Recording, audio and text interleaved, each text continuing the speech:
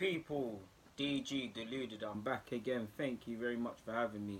Arsenal versus Spurs, we're back again. We've just played them. We've got to play them in midweek on Wednesday. The grind don't stop. Football matches are coming thick and fast. Now, we meet in the Cat Yarabel Cup, formerly the Carling Cup. It's the Cat Yarabel Cup. You can say Arsenal and Spurs, their focus very much remains, well, for us, Europa League, for Spurs, maintaining qualifying from the Champions League, qualifying for the Champions League via obviously qualifying from finishing in the top four position. Both sides obviously would like to win a trophy. Spurs don't know what that actually feels like. A lot of fans have never seen their club win anything significant. I've got to throw shots at you Spurs fans. Come on, people. It's Arsenal versus Spurs. For us, there's enough carrot for both sides to win it. Poch, like I said, Spurs don't know what a trophy is. Poch hasn't won a trophy. As much as I love Poch, it's a chance to win your first trophy. Poch is doing some exciting things for Spurs. I do think to a degree it's overstated, but Spurs are at some exciting times. Good structure, good squad. If they were just back to being able to spend some peas, it'd be good. And away from all of that, there's nothing like claiming your first trophy. As good as Poch has done, claiming that first trophy can spark something off. Obviously for Unai Emery, there's enough carrot. Arsenal got to the final last year without obviously getting the job done and doing what needs to be done. Unai Emery starts again. It doesn't matter what he's done at Seville, what he's done at PSG and stuff like that. He needs to win in England. So like Poch can get him off to the best of starts, winning a trophy essentially. For both sides, for both clubs, for both fans, at the end of the day, it's a trophy on the line. And away from all of that, it's a North London derby. Like that's a carrot in itself. That is the trophy. This is a cup final. We don't want to lose to Spurs. We don't want to lose to Spurs after losing in the league. We don't want to lose to Spurs. Spurs don't want to lose to Arsenal 2 games in succession or relatively quick and things like that. Yeah, we banter Spurs, Spurs banter us, but this ain't a game we want to lose. The last time we lost, well, forgive me if I'm wrong, the last time we lost to them in the Cat Yarabel, what was it, the 5-1? I was in school them times. We lost 5-1. I came to school mad, ready to fight Spurs fans, and bear my man and that support other teams that came to school mad. Don't want to see none of the new school kids, if you're watching this, go through the same thing. I don't want to go through the same thing. On a serious note, obviously, I think for both, obviously it's the Cat Yarabel, but for me, I think both sets of supporters is not the most lucrative. No one dreams of winning this, but there's a carrot enough. You want to beat the other man. I'm sure Spurs fans would love to win the cup in the same way. I haven't seen Arsenal win this particular cup. I've seen the league though. There's enough carrot in itself for both managers, for both sets of players. It's silverware is silverware. It's Spurs versus Arsenal. For both sets of fans, they hate each other. Spurs want revenge for what happened in the league. Since they were defeated, we beat them, they've went on a 4-game unbeaten run and things like that. Good result against Southampton, grinded out 3 points against Burnley. I'm missing someone else out, and they got a good point, whether it was a full strength Barcelona side or not in Europe. So what I mean by that is they've not that I don't think they were completely demoralised after losing to us, and nor should any side be if we lose on the Wednesday. They've got that feel good back, that hunger back, that desire, and we need to be aware. They're playing in form. Things like when you inform, things happen for you. Eriksen comes off the bench, things are happening. Kane didn't have the best of games against Burnley, pops up with an assist. They're a good side. Like Spurs have some good players, and when I look at Eriksen and I look at Coutinho, I'm not saying one's better than the other, but you see one at Barcelona, one's still no disrespect at Spurs. They've got some good talent. We know what Spurs to expect now. They can play a bunch of formations. They've got a manager and a team that know each other very well and have got a clear identity. We know they're gonna fight. We know they're coming with passion. We know they're gonna be meaty on the challenge, and we should rise to that and expect all of that. It's a derby. You just want to win. Now, admittedly, when it comes to team selection, people, it's a tough one because on one hand, as much as I'm saying it's a derby, it's a must-win, this, that, and the other. On the other hand, if I'm both managers, yes, you want to beat them. Yes, you're opposition. Yes, it's the end of the world if you don't. But by the same logic, if you're both targeting the top 4 and you both don't really care about this competition so far, and you could use this as an opportunity to play a strength side, but rest certain players and things like that. So it is a difficult decision for both. Personally, I would rather I'm not going to say I would have rather beat Southampton than Spurs, because that's not entirely true, but I would have loved to have got 3 points in that. I'd be happy about more 3 points in the league than in the Cat Yarabel. Do you get what I'm saying, people? Yeah, we know what to expect with Spurs. We know for both teams, the last time both sides bucked each other, I think both sides showed quality, but both sides also showed they let themselves down. For the penalty, we wasn't focused. From the set piece, we wasn't marking correctly. I felt Lemmer could have done better, but we switched off. The same logic, Spurs switched off many a time. Spurs switched off from set pieces. Spurs couldn't deal with the marking. Spurs couldn't deal with the high pressing. So there's a lot to consider from a tactical point of view, and a lot they could have, either side could have learned from the last time we bucked each other and the 6 goals that went in at the Emirates. Both sides, like I said, pressing, set pieces, the midfield battle, you're looking at it. Technically, obviously excluding Eriksen, I do think we have more technical based central midfielders, and they slightly have more industrial midfielders. But that's no slouch. That's no criticism. Sissoko's been playing out of his skin this season, and obviously when Eriksen and Dele and Kane and all them man they're at it, they're at it. If I'm them, I must admit, when I speak to Spurs fans who obviously watch their team more, they're a bit undecided whether to play Moura and Son together. To be fair, it always seems like one of them gets the nod in front of the other, so I'm not too sure. But if I was a Spurs fan, I'd want all of them to play essentially from the start. It's pride, like I said. It's pride. Spurs can claim this trophy again like they did in 08. I've never seen Arsenal win this. It's Unai Emery's first opportunity to win a trophy, and I won't say easiest, but you see what I'm saying, people? When you compare it to the magic of the FA Cup, Europa League, anything can happen in Europa League. We're not winning no league title. This is probably his best chance, essentially. He's a veteran in the Europa League, but you get the point.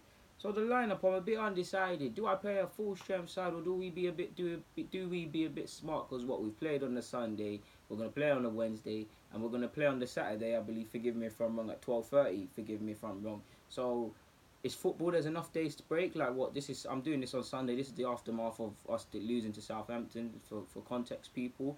So obviously, what I expect the boys to have a recovery session, and those that didn't feature or on the bench would train tomorrow. Or well, it's mainly recovery. Maybe they do some tactical work, reviews or something, or maybe they get back in training. I'm not too sure. Maybe Unai Emery says forget a day off. You lot have to train, and to which they do. But if I look at it from a logical point of view, they'll have tomorrow off for a light session or evening session. Tuesday will be serious. Obviously, Wednesday is the big one. Spurs, obviously, 24 hours. On one hand, they played on Saturday, we played on Sunday. So what? But on the other hand, we can't discount enough how much an extra day's rest in today's day and age, where the margins of error and victory are getting finer and finer in regards to rivals. In regards to preparation and them sort of things, both Unai Emery and Pochettino are very meticulous in their planning. Yes, one's South American and yes, one is Spanish, but there's a lot of similarities. They both have passion, fire, desire, and they both live and breathe football. So with a man like that, with either man like that, the opportunity for an extra 24 hours to prepare can't be discounted. So in regards to the lineup, I've already said, people, you got to have one hand on the Carling Cup on the Premier League at the weekend. On the other hand, it's an opportunity. I wouldn't say you should, for want of a better phrase, I'm not saying it's an opportunity to rest players, but it's an opportunity to rest players and be smart. For instance, I'm going to ruin it already, but I'd play Torreira, people, in it. I would feature Torreira in this game, but for someone like him, who we're going to need to be a bit smart in with his legs. He can't play every game all season. I hope he can. Some players have done it, but we need to rest my man in it. So do we be a bit smart? But I'm going with my one. Firstly, because we've been running with 3 at the back for a while now, assuming it's 3 at the back again, people, I'm going to go with checking goal. I'm going to go with, forgive me if I'm wrong, I look like an idiot, but it's only a 1-game suspension for Mustafi and Socrates. So Mustafi and Socrates are going to run in central defence for me. And I might shock a lot of you lot considering his performance today, but I'm going to go with Koscielny in the back 3 purely because we're down to our bare bones. We have to ride this for at least the next 2 weeks or so until we can see what we can be done in January, innit? Koscielny, again, obviously he let us. It makes no sense because if you let the things he let Danny Ings do, Kane will laugh at that. Kane has already duppied Koscielny bare times. Not that it's hard because Eder of Portugal's done it, but I feel Koscielny, you know what? Cool. Southampton, you was poor. This game, try and get some credibility back. And to be honest with you, the opportunity for, I don't know, man, it just something just wants me to play them in 3 experienced centre halves together. I feel Mustafi and Socrates, not Mustafi, sorry, Socrates and Koscielny, they work well together and things like that. So I would go with that essentially. To be honest, obviously there's no Rob Holding. I'm not advocating playing Monreal there. So that would be my back 3, people. I like Medley, but I don't think it's the right games to be throwing them sort of man there into this. So that would be my back 3. Wing backs, obviously I will go with Bellerin, but I don't know for Bellerin's fitness at this moment in time. Admittedly, people obviously came off. I don't know if it was a tactical decision or if he's injured. Hopefully it's the first option. But if Bellerin's fit, I'll play Bellerin. If not, I really want to play Maitland-Niles in midfield, and I felt your last Europa League fixture was a chance to do that, as you saw in my preview. But I'm going to have to play him at right full-back in this game. Monreal, easy one in the left full-back position, wing-back position. Midfield, I'm going with Torreira, not Guendouzi. I'm going with Torreira, Xhaka, and Aaron Ramsey. I feel it goes two ways with Aaron Ramsey, and I always feel it's a risk playing him because when he times it, when there's balance, Ramsey, few players are better than Ramsey on the pitch. But by the same logic, if he was to desert Torreira and Xhaka, and I look at, he goes with Dyer, Sissoko, Eriksen, who typically drops deep, Daly will come and make it narrow, Son will make it narrow as well, we will lose the tactical battle. So it goes two ways with him. But I feel this is a game for Ramsey. Yeah, man. And Ozil's my guy, but I don't feel Ozil's in the right. Again, I'm not sitting there with him. I'm not training, but I don't feel he's in the right frame of mind. And definitely when he came off the bench in his minutes he got against Southampton, I can't advocate to be starting man ahead of certain others based on that game. Because of the, obviously, if we look past Spurs and we remove Spurs and let's just say we're playing West Ham, we would be resting players. So you can probably make a case for some people like Ozil to probably start and get 90 minutes or convincing minutes under his belt. Same way he started in Europa League. But yeah, I'm going with Ramsey. Up front, it's a no-brainer. Lacazette and Aubameyang. Now they clearly play better when they're both on the pitch together. We've had games where one has not been at and the other's bailed them out. Where one has had to come off the bench and save the other. When both have been unplayable. When one has been good and one has been dead. Or when one has to spark life into the other. This is football. There's 38 games in the Premier League.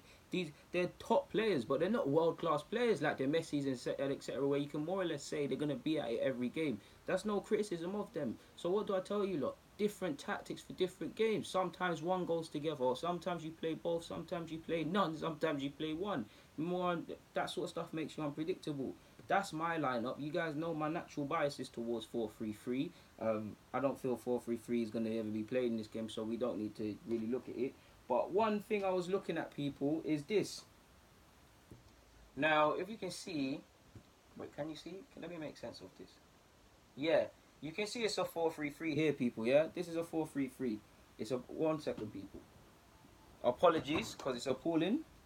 But it's not exactly a 4-3-3, people. I want it... It's almost like a 4-3-1-2 sort of thing, people. In that... I've got Guendouzi, I've got Xhaka, and I've got Torreira. Clearly our three best central midfielders or options that we can pick from. Shout out to Maitland-Niles. It will probably... I don't know why I've got him in the 10, because he'll probably be more here, like a flat midfield 3 or something like that. Torreira would alternate. Sometimes he'll screen, sometimes go a bit forward. And Ramsey's part of the front 3 now. I'm not Wenger. I'm not trying to force Ramsey to the side. And I'll draw it again because it might not be the best. But I actually want Ramsey to come into this hole and almost... I want him to get up there in the 3 and press and press with Lacazette and Aubameyang and press the back 4-3, whatever Spurs are trying to do. Because the big thing is to not allow them to play out from the back, in my opinion. Like I said in my last tactical video, and we bucked them in the league. Go and watch that. But I actually want Ramsey to come into midfield and almost like, by the same logic, allowing Aubameyang to split, if you can imagine the centre-halves to split, Lacazette to split, and Ramsey comes in and Ramsey has the freedom to drop. I feel we need that because...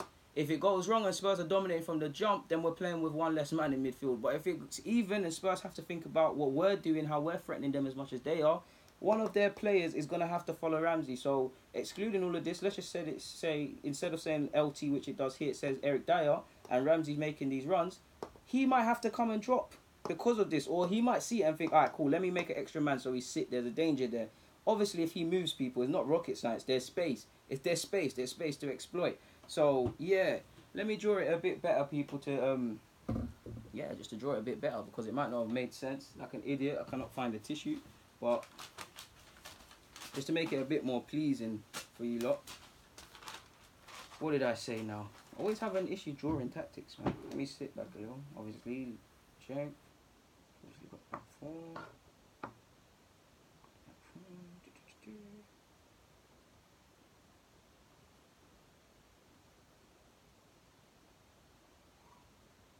So it's almost, yeah, people.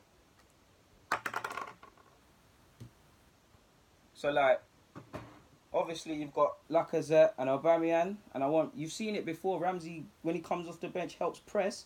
I want him to help press as a free, but also when these strikers split to stop the short passes or passes to fullbacks, he presses as a free as well when they go away. Also, this is going to run out. Why I want Ramsey there as well, because essentially it could give us a 4 in midfield. When Ramsey's not doing that and he's sitting, that's a 4 in midfield essentially, people. Now, if I said they've got Dyer and Sissoko, who are a bit more typically reserved than what you can expect our centre-halves to be, you're going to need men in the middle. Obviously, our fullbacks like to get high up the field as well. So potentially in the middle of the park or the key areas, we can try and overload Spurs or try and congest the midfield. To which our fullbacks, like you saw in the Premier League, it's a battle of which fullbacks want to be good. Our fullbacks are better going forward than they are defensively. Spurs' fullbacks are the same. They are a threat going forward, but defensively they leave a lot of space, and it's going to come down to who exploits this space. It will probably come down to again set pieces. It will come down to a lot of what happened when we played them in the Premier League. But the key for both sides is the errors. For Holding's not playing, but concentrating, not being naive, not giving Son and Kane, which you saw Kane diving yesterday for Spurs, not giving them the opportunity to go down, staying switched on from set pieces, from the set piece we conceded, and also Spurs' set pieces that the corner led. I mean that the thingy led to the penalty. Yeah, it wasn't a direct goal with his head, but if you look at the run, Dele Alli's marking two men. Mustafi gets a lovely run up, and by the time a Spurs man clocks him, it's too late. So individual errors for both sides will make the difference. So yeah, we know it's a game where it's fight. I want to see fight, passion, commitment from both sides. In fact, I'm not lying. I want to see it from Spurs. I want to win the game as quick as possible. But you get the point, people, innit? It's just a game. It's Arsenal versus Spurs. I don't really need to do this preview or speak about this sort of stuff. But on that note, I feel I've covered it all. To be honest with you, people, Spurs fans. A lot of you watch me. A lot of you rock with me. And I love you guys. Like away from the bench. Obviously a lot of pagans. I'll always want Arsenal to do better than Spurs, but I've got admiration for Spurs, man. Especially the youth academy, the coaches, and it's a thing. And a lot of my family support Spurs. So while you're ops, I'll always hate you lot. May the best team win and have a drink with you lot when it's done, innit? Hopefully it's not us holding the L.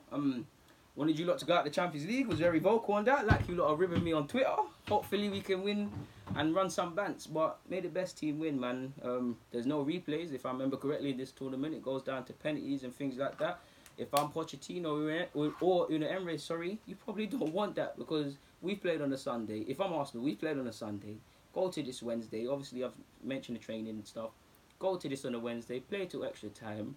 Definitely going to have a rest on Thursday. Prepare on the Friday. Then we've got to play against a Burnley side, which you saw ironically against Spurs. Is tough to break down. Even the last couple of times we blocked them home and away, Burnley have been tough to break down. Like what was it when either Ox or Koscielny, one of them handballed it one time. So neither side's gonna want it to go to extra time. Probably Spurs will be more comfortable with it than us, to be fair with you. But yeah, there's not really that much more to say on that front. So let me get out of your hair, people. Stay safe, stay blessed. Deluded, I'm out. Come on, Arsenal. Bang.